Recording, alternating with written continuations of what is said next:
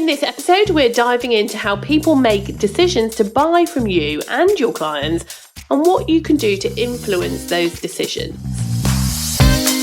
This is JFDI with the Two Lauras, the podcast where we chat about all things related to working in social media, and we share tips, advice, ideas and inspiration to help you freelance social media managers with your marketing and your business. Today on the show, we're talking about buying decisions. How do we make them? What influences us when we're thinking about spending money? And how can you, as a social media manager, make sure that your content helps the right people to make a decision to work with you or buy from your clients? Now, I think the way that people buy has changed quite dramatically over the last few years. So I think that might be quite a good place to start, don't you? Yeah. It's changed considerably, isn't it? Massively, yeah. Hugely. Hugely, dramatically. How many more words can we use to describe this? And I think by and large, it's social media, isn't it? That's been the biggest disruptor. Mm-hmm. Certainly, if I'm talking purely about my own buying habits. So should we start with that? Should we dive into? Yeah, I know that you do this as well, but I search for products that I want to buy or that I'm interested in, getting ideas or different inspiration for all the time, mostly on Instagram personally. And I think I've spoken about this on a podcast before, but I recently did up my kitchen and all the ideas, like the paint colour, the lights I wanted, the handles, everything came from searching on Instagram. And I know people do that on Pinterest, TikTok, all of those places, but for me, it's mostly Instagram. And just before we started recording this podcast, somebody bought our social media managers toolkit. And when people buy that, we asked them why they bought it. And they said they searched on Instagram for freelance social media managers and we came up. So I feel like, there's evidence that people are buying differently because they're searching for things differently, aren't they? We're not just using Google to search anymore, are we? No, God, no. I use social media to search more than I use Google for everything. And whether it be searching for a specific product or whether it's searching for inspiration, which then leads me to making a buying decision, it's kind of either or.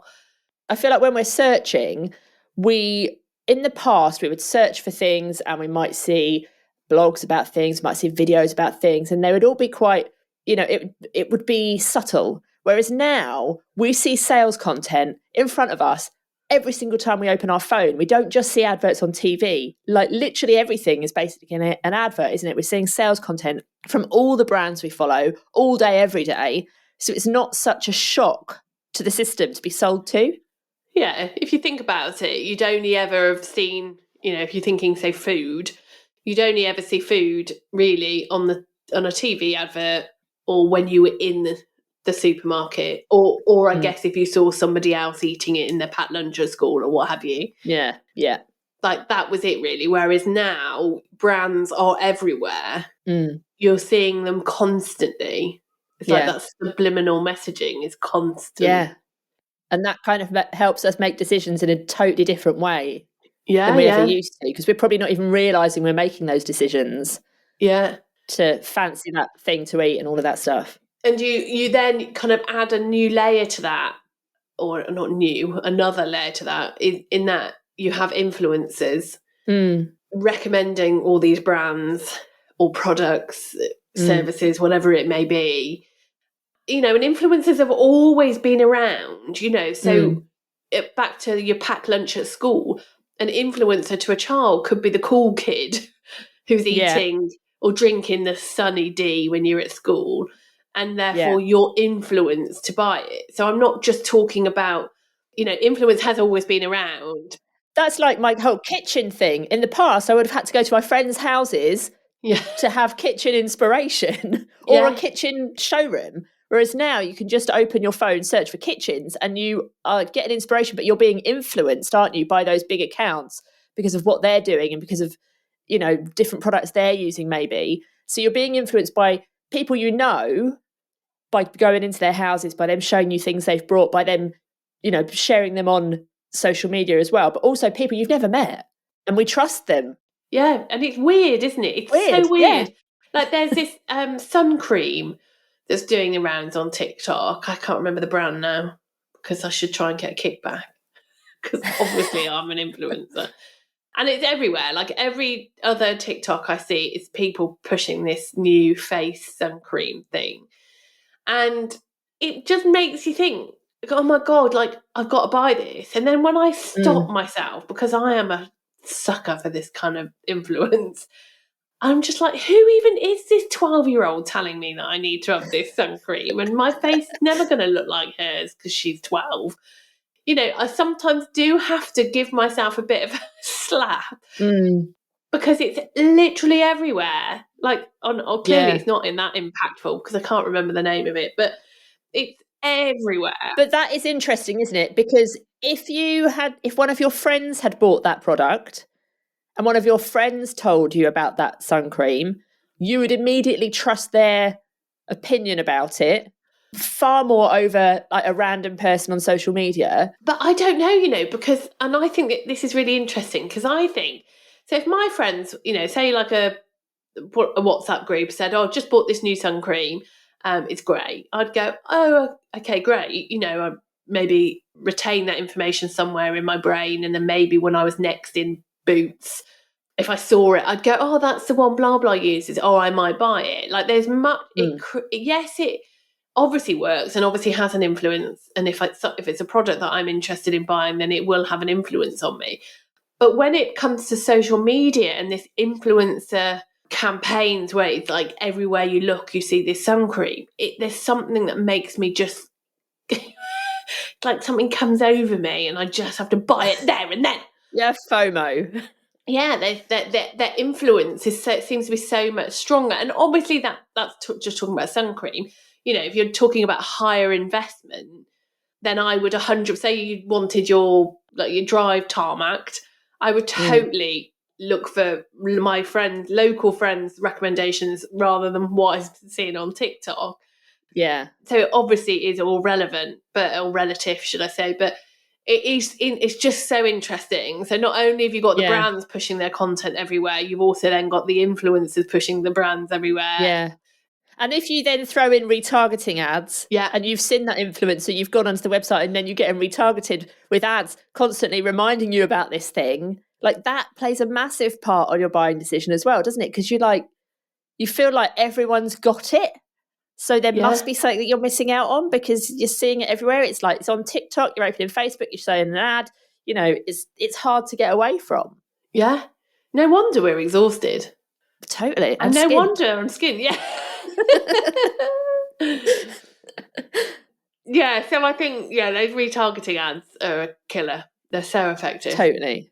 And I think as well, we're kind of surrounded by options these days. Whereas before, if we were going to try and buy sun cream, we would have to go into Boots, for example, and look on the shelves and those would be our options. Now, if you wanted, sun cream probably isn't the best example, but now if you were thinking about sun cream, you would be surrounded by options because you'd have these influencers on TikTok, you've had the ads that are being served to you because of retargeting. That would then put you into another audience to be shown other different types of sun cream. And it would be on all of the different platforms. You might have actually accidentally signed up to get 10% off. So then it's in your inbox, in your email. And then you drive out and you see the ads that were there anyway. But because you've been seeing it on social, you see those ads, don't you? It's like when you want to get pregnant, everywhere you look, there's pregnant people, but they were already there.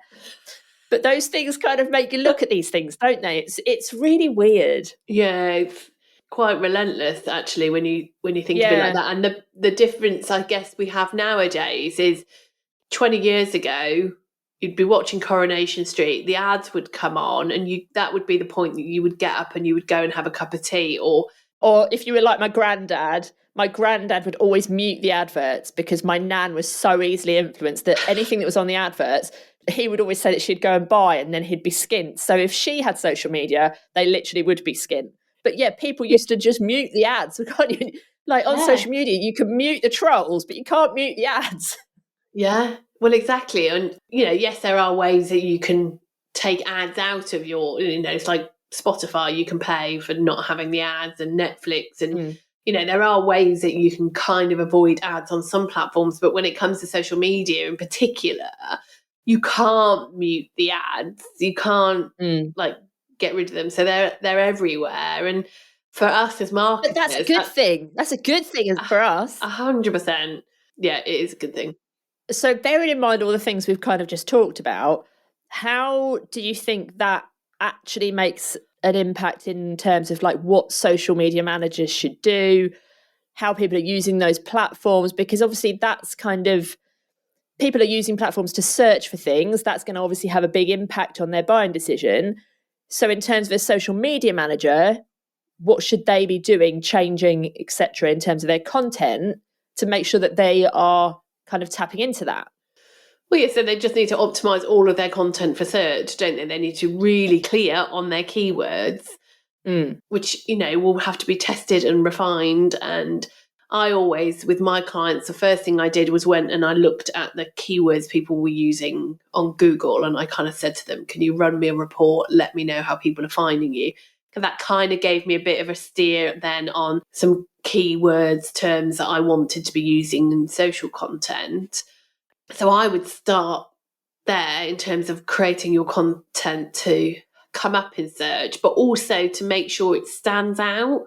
Like we've just discussed, we've got so much content, and I'm sure there's probably a stat of the billions of pieces of content we see in an hour or something like that, which maybe we should have probably found. But we see so much content. It's so important that you have to optimize your content, that not only is it going to appear in search, but it's going to stand out, going to make someone click and continue reading and finding out more about that product or service. Yeah, and I think in terms of those keywords, like, yes, definitely try and get a report, but also even just from your own like thinking, what would people search for if they were trying to buy from your client? Would they be searching for the brand name? Would they be searching for the product name? Would they be searching for terms that are, really related to that product? Or would they be searching for something a bit wider? I remember seeing somebody a long time ago talking about if they were selling battery packs and they wanted, for example, to sell it to people who are festival goers, would festival goers be searching for battery packs, or would they be searching for how to charge your phone at a festival? Do you know what I mean? Those two things are very different. So what are people actually searching for in that kind of way, and how can you put that into your content? And I think maybe also like kind of going at it from like pretending you are in the audience and going and doing those searches and what comes up. Because if you think about it, if we do a search and we find something we like, but then we go on that brand's page and it's dead, like they haven't posted for ages, the content's a bit crappy, that will immediately have an impact on our opinion. Whether rightly or wrongly, it will have an impact on whether or not we trust that brand. Like I see ads all the time on Instagram, where I mostly hang out these days, for things that I'm like, oh, this looks brilliant. And then I click, they don't even have an Instagram account. They're only on Facebook. That instantly, raises my red flags. And it's like, why aren't they on here? Yeah, it gives you and then I don't trust them. So it's like you need to make sure that if you are a social media manager and people might be searching for you on different platforms, is there content there? Are you directing them somewhere else, or is it completely dead? I think and also like we might see competitors when we're searching. So how are we going to stand out from those competitors so that people don't go over to the competitor instead of coming to you? Yeah, well, I think I stumped her then. Like she was just like, oh my God. I think the speed someone makes the decision though, like you just said, if you click through on an ad and there's no account, or like I find myself doing this, I see an ad or see someone recommended or something, say on an Instagram story or something, and I will click through and I will take an immediate, it must be a split second decision, and I often go, oh no, because a piece of content that I can see in that top 9 or on their bio, something, if it doesn't speak to me, if it doesn't make me think this is for me, maybe they use some really crappy mompreneur or something, and I'll go, and I will straight away go off, so, which is fine. Like, that's not necessarily a bad thing. Although if the ad has pulled me in, but then something else is pushing me away, then there's a disconnect slightly. Yeah. But I think we have to be really, really so clear on what it is people are actually looking for and what they want you to be showing up as, because of how quick they make those decisions. Like it's instant. And what we've just said about how we would click through from an ad, there's a statistic I saw a while ago that says that consumers are 155% more likely to go and search for a brand after they see an ad. So they might see your ad, then they go and search for the brand.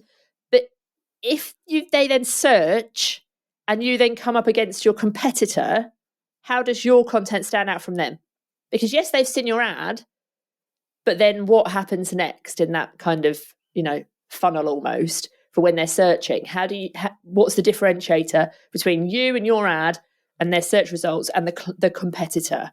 I think you need to think about that as well. Well, and especially if your competitor is a bigger known brand or has a bigger known reputation, because you're automatically on a back foot. And I think differentiating yourself and making like we just said, being so clear on the small nuances in terms of who you want to speak to, your tone of voice.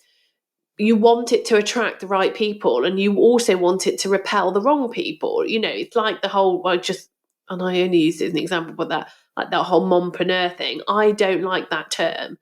That would turn me away. But for lots of people, they like that term. So if that's true to that brand, then that's working.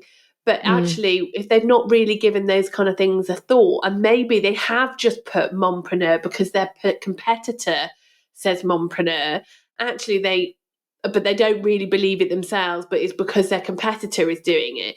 Actually, owning the difference, and the difference is that there are people who don't like that term, and you could mop those people up.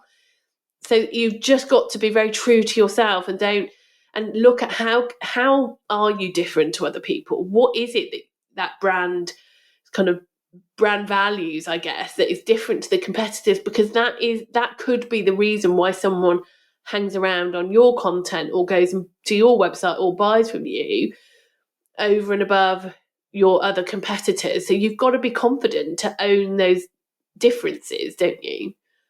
Yeah, and I think there's a lot to be said for looking in the comments on your competitors' content more than looking at their content, because often in the comments people will ask questions, and if you see questions that are coming up a lot and your content answers those questions without them having to ask, then that immediately kind of sets you apart. If they're all complaining about one thing and your product does something the opposite, then that's an amazing differentiator. So I think definitely, Or there's the comments of people saying, this looks great, but how do I use it? Or how do I make a difference? Or when will I see it? Whatever questions they're asking, that's a content opportunity for you as the competitor to go and create content that answers all of their questions, especially if that particular brand isn't doing that, because then they'll see you as the brand that's really useful and answering their questions and providing valuable content. And these are all quite broad, sweeping statements, because obviously it's going to be very different to whether you're B2B, to B2C, to product-based, service-based. There's lots of obviously different ways to approach this, but 100% kind of looking at the comments and the reviews, Google reviews, those kind of things for competitors is a really good way to enable you to be able to create content that answers your customers' problems and builds trust, which is what you want. Yeah, definitely. And I think on the whole buying decision kind of journey, if you like, whereas different brands need to kind of differentiate themselves for different reasons, we need to remember that people buy for different reasons. So sometimes you can speak to all of those reasons in your content, and other times you need to be really specific and speak to one reason, one person, one message. And so your whole content strategy needs to kind of take into account all of those things. So just for example, if you saw on your competitors' comments, they were asking a question about, I don't know, it being environmentally friendly, for example, one of your pieces of content could just be about it being environmentally friendly, but another piece of your content might be about all of the reasons to buy, and one of them is that it's environmentally friendly. So it's you kind of need to, sometimes you just go deep on one reason to buy, whereas other times you need to go a bit broader. You need to kind of think about all of that. And also, I think it's about consideration periods.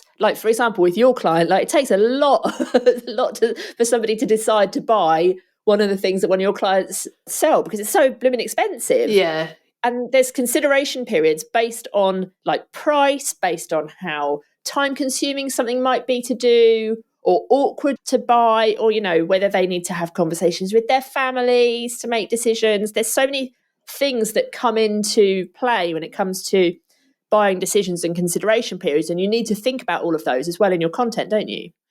Yeah, which is exactly why lots of people go wrong when they just talk about something once. You know, that repetition of content, and that can be repurposed in different ways, but still that repetition of message maybe probably would have been a better term. Yeah. It's so important. Like my consideration period for my clients, I say is a year, but actually I reckon it's probably 2 years now. So my content is constantly having to keep these people warm and nurture them, but yet remind them of all the kind of USPs, why they need to buy from them. Because the last thing we want them to do is we've kind of nurtured them for 18 months and then they fuck off, they bugger off to a competitor. You are allowed to swear on your own podcast, you know. I know, but that, you know, the F word's quite a strong one. Yeah, so I think, you know, trying to make sure you're repeating that message.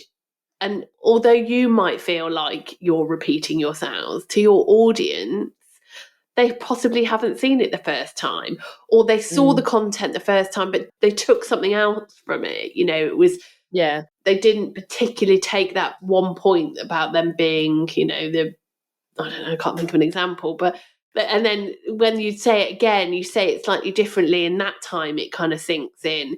Or that time is the time that they're sat next to their wife and they say, oh, you know what, I keep meaning to talk to you about this. I think these people are the right people to buy from. You know, so it's sometimes you have to kind of rinse and repeat messages, and you might feel that that's awkward.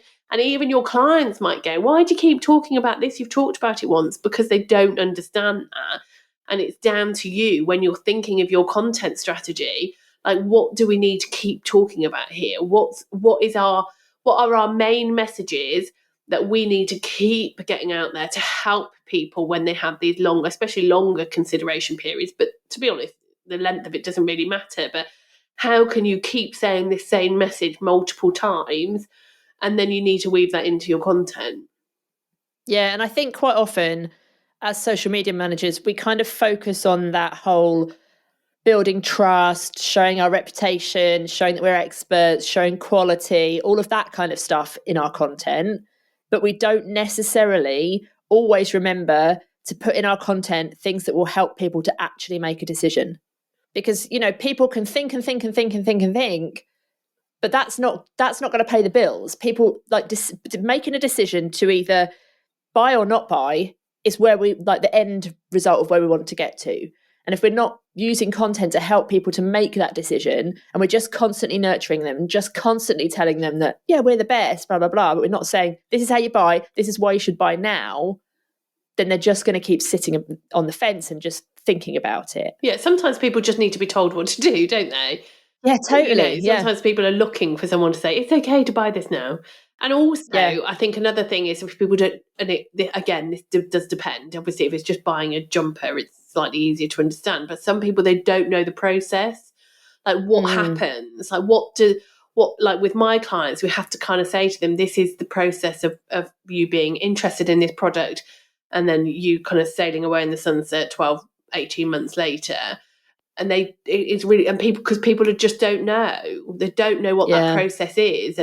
And that will be the same to a lot of businesses. And they need to kind of have that slight hand holding to make them know that it's okay. You know, it's like, it could be that you need a dental treatment, but you don't know what to expect. So you're kind of putting off booking it because you don't really know what's going to happen. So you're hesitant. Whereas if you put content out there that shows what happens from the moment someone walks in the door, it will help people to go, okay, I'm ready to make that decision now.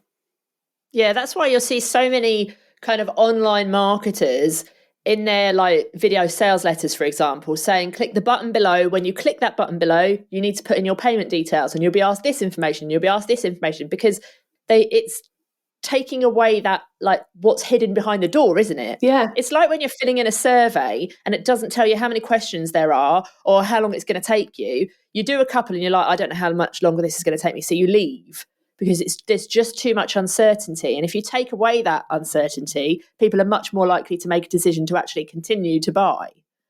And I feel like we need to spend more time trying to do that. That's why unboxing videos work so well, isn't it? Because you see what's going to happen. That box is going to arrive in your house. This is what's going to happen when you open it. It's going to have, these kind of sweets in it that are like a little present. You're going to get a nice little card.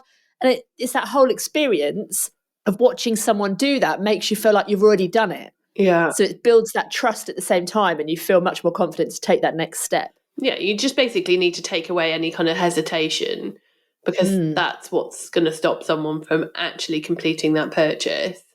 Definitely. And I think there's a few things as a social media manager that you need to think about if you're working with clients who are selling things, which I would imagine 99% of you are, in your content strategy. You need to make sure that you are doing all the things we've already spoken about. You need to show that social proof. You need to show that, why is this brand the best? Help people to make that decision. And if your client doesn't have what we would class as an irresistible offer to get people to make that decision to buy or not buy, you need to be working with them to help them to kind of craft it into an irresistible offer. And we've got loads of information on how to do that in the Social Media Manager's Toolkit, by the way. But you also need to kind of think about, how can I use like a really strategic launch strategy, promotion strategy, to get somebody from point A to point B where they buy in my content? Because we always say that people, it's not a social media manager's job to get somebody to buy something, but it is your job to get them to make the decision to come off of that social platform and go over to the website where they can buy, or become a lead so your client can sell to them. That is your job, to get them into that buying state. And a launch strategy is probably the best way that you can do that, the easiest way. Yeah, and just to reiterate, because I know you just said that, because a lot of people, I think, hear the term launch strategy and go, oh no, my clients don't launch anything. It's promotional periods. It's a promotional period, which every brand in theory should do. It's like, what product or what service are we going to be promoting the next month, the next 6 weeks, the next year, whatever it may be. So yes, we use the term launch strategy, but we're referring to promotional periods as well. It's much the same thing. Yeah. And the other thing that I think a lot of social media marketers can do, especially if they're trained, is by making sure that they're using retargeting ads. And customers are up to 70% more likely to buy your product when you're actually using retargeting ads. So I think that's crazy. And I know it works for me. Well, that's like what we were talking about earlier, isn't it? Where you're on TikTok looking at a video and then you open Facebook or Instagram and it's like that product's just constantly in front of you, isn't it? If something's constantly in front of you, you're like, obviously this product was meant for me. Yeah. So I can see why it's that high. Yeah. And like we touched on earlier, you can't turn them off. I suppose you can hide them actually, can't you? But yeah, but you're still going to see messages about similar products, aren't you? It's going to be in your feed. Yeah. Yeah.